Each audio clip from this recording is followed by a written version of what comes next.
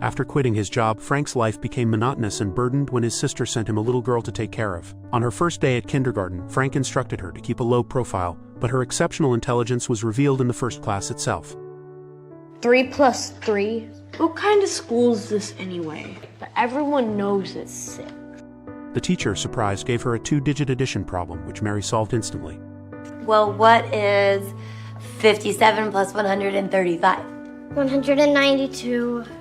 Seeing the teacher flustered and about to use a calculator to solve 57 multiplied by 135, Mary quickly provided the correct answer, even casually mentioning its square root. Frustrated with the school's simplicity, Mary asked the teacher to call Frank to take her home. Frank, seemingly expecting this, quickly picked Mary up from school, realizing that sending her to a regular school was a formidable challenge. Unlike other parents who dream of their children excelling, Frank and her mother wanted Mary to have a normal life. Mary's mother was a math prodigy who almost solved a world-renowned mathematical problem but tragically took her own life at home. Mary was then entrusted to Frank, her uncle. They moved to a secluded seaside town, living modestly with Frank doing odd jobs in boat repair. Yet Mary still grew up to be a prodigy. Frank used their pet cat Fred as an analogy, explaining to Mary that just because she understood everything, it didn't mean she should mock her classmates and teachers. Convinced by Frank, Mary brought Fred to school the next day to make friends. She shared that Fred, despite being one-eyed and picked from a trash heap, was very smart. No one seemed to understand or care for him, a sentiment that resonated with their teacher Bonnie. During a math quiz, Mary finished in a minute, prompting Bonnie to give her a more challenging test. Satisfied, they shared a smile, with Mary feeling understood, but her calm demeanor lasted only a day. On the way to school, Mary saw a bully harassing a classmate and impulsively hit the bully with a book, causing a head injury. The principal scolded Frank for Mary's behavior, suggesting she attend a school for gifted children with a scholarship and no tuition fees. Frank, initially calm, became agitated, refusing to send Mary away and expressing pride in her actions. However, the school reached out to Mary's grandmother, Evelyn, Frank's biggest concern. Evelyn, learning of Mary's talents, eagerly wanted to take her granddaughter to provide a specialized education, hoping she would solve world-class mathematical problems like her mother. Frank knew that sending Mary away would end her carefree childhood and push her into a high-pressure environment, risking the same fate as her mother. Despite their estranged relationship, Evelyn informed Frank they would meet in court. Confused and financially unprepared for a legal battle, Frank felt the weight of responsibility for Mary. They spent a sunset playing, not wanting Mary to be too conspicuous or isolated, but just enjoying a serene evening. That night, Frank went to a bar, drinking away his worries, and met Bonnie, Mary's teacher. Bonnie, having researched Mary's mother's history, consoled Frank. They found common ground discussing Mary's education and ended up spending the night together. The next weekend morning, while Fred comfortably lounged on the sofa, Mary searched for her DVDs at home. Oh my God! Good morning, Miss Stevenson. Hi. Bonnie, upset after learning that Mary was supposed to stay with the neighbors, left in a cab. Frank, frustrated, returned home, scolding Mary for not being at the neighbors. Damn it! I just get 5 minutes of my own life.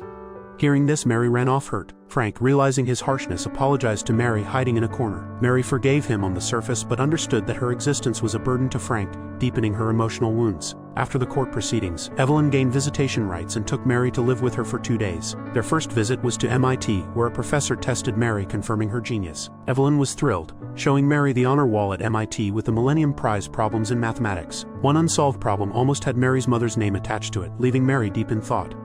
Maybe I'll have my picture up here someday. Evelyn, a Cambridge mathematics graduate, had seen her own dreams shattered due to her marriage and family life. She then vicariously lived her dreams through her daughter, Mary's mother, who lost her childhood to relentless study and isolation, without friends or hobbies, just endless equations and problems. Her first love at 17 was driven away by Evelyn, leading her to rebellion and eventually to a relationship that left her alone and pregnant with Mary, which led to her tragic suicide. Thus, Mary ended up in Frank's care, with Evelyn attempting to influence Mary again. If you really desire it, you can have your picture there, darling. I can help you. It takes focus and hard work, but if you succeed, your name will live forever. After 2 days in Boston, Mary returned to Frank, speaking of her grandmother's luxurious house and her favorite piano, but her intelligence and wit remained unaffected by Evelyn's influence. But I don't want to live with her. She's bossy. I've heard that. Frank and Mary made a pact not to send her away, but on the day of the hearing, Evelyn brought Mary's biological father, who had never visited his daughter. Frank's lawyer exposed the father's lack of effort in finding Mary's mother, discrediting his claim for custody. However, Frank made a critical mistake by telling Mary about her biological father, which deeply upset her. She locked herself in the bathroom, feeling abandoned and ignored like Fred, the cat they found in the trash. To explain the situation, Frank took Mary to a hospital, where they watched a family celebrate the birth of a child. He explained that Mary's birth was also a joyous occasion, and she was welcomed just as warmly. This happy? This happy. Mary eventually joined in the family's joy, sharing in the excitement of the new birth. Frank watched her, his heart filled with mixed emotions. At the next court session, Frank's attorney brought up the tragedy of Mary's mother's suicide. However, Evelyn remained unapologetic, believing her actions were for the betterment of humanity. The greatest discoveries which have improved life on this planet have come from minds rarer than radium. Without them, we'd still be crawling in mud.